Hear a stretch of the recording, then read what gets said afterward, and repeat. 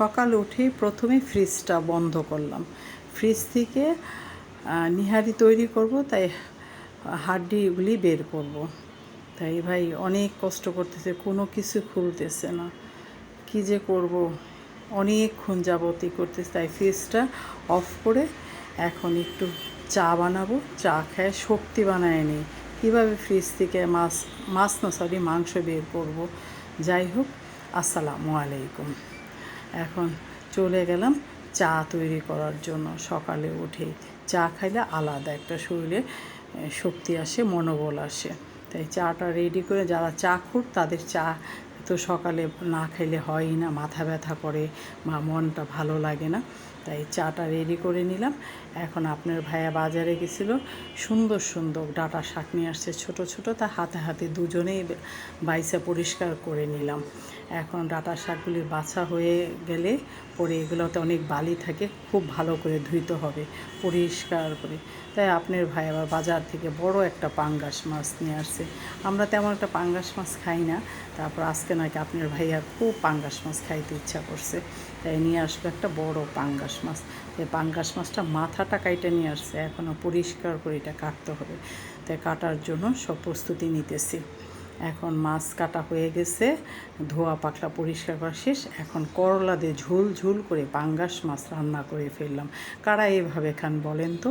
করলা দিয়ে আলু দিয়ে বড় পাঙ্গাস মাছ ঝোল ঝোল করে শাক বাটা দিয়ে খুব মজা। রান্না করে খায় একবার, দেখবেন কেমন লাগে, দারুণ লাগে খাইতে। এখন রান্না শেষে এখন আমি একটু অন্য কাজে ব্যস্ত। ফ্রিজটা একদম এলোমেলো হয়ে রয়েছে, পুরো ফ্রিজটা পরিষ্কার করতে হবে। এখন মাছ রান্নার পরে রান্না করলাম সাজনা ডাল। সাজনা ডাল হলো খুব ভালো লাগে, তার সাথে যদি একটু আম দেওয়া যেত। সরি, আম বাসায় নেই, এখন দিয়ে দেবো একটু বিলাতি ধনিয়া পাতা। এর সাথে আরও কিছু রান্না করব। শাকটা রান্না করে এটা ক্যামেরা বন্দি করিনি, সব কিছু তো ক্যামেরায় করা যায় না, তাহলে ব্লগটা আপনারা দেখবেন না বেশি বড় হয়ে গেলে। তাই ধনিয়া পাতা আর সাজনা দিয়ে ডালটা রান্না করে ফেললাম। ডালটা বেশিরভাগ আমি প্রেশার করে রান্না করি। প্রেশার করে ডাল রান্না করলে ডালটা খুব ভালো হয়, খুব সুন্দরভাবে গলে। ডালটা খাইতেও খুব ভালো লাগে।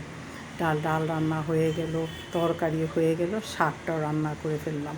ভাই, রান্না করতে একটু একটু মনটা উদাস উদাস লাগে। তাই আমার বাসাটা একদম রাস্তার পাড়ে, বারান্দায় আসলে দাঁড়ালে মনটা এমনিই ভালো হয়ে যায়। দেখেন প্রচুর বাতাস, খুব বাতাস হইতেছে বাহিরে, ফ্যান চালাইতেই হয় না, বারান্দায় থাকা যাইতেছে না বাতাসে। আবার টুকটাক বারান্দাতে আমি গাছও বুনছি অনেকগুলো, বিভিন্ন সবজির গাছও আছে, আবার ইয়ের গাছে। সন্ধ্যার একটু আগে আমি একটু ফালুদা রেডি করব, সাগুটা করে নিলাম, জাল দিয়ে নিতেছি। কারণ সন্ধ্যার নাস্তাটাও আমি বিকেলে রান্নার সাথে সাথে করে ফেলি, যেটা করা যায়। কারণ আমি পরে পাকঘর আসতে ভালো লাগে না। আমার রান্নাটা ভালো লাগলে লাইক দিবেন, কমেন্টস করেন, শেয়ার করেন, আমার পাশে থাকবেন। কারণ আপনারা যদি আমাকে পাশে না থাকেন তাহলে তো আমি আমার কাজটা শেষ। আল্লাহ হাফেজ, ভালো।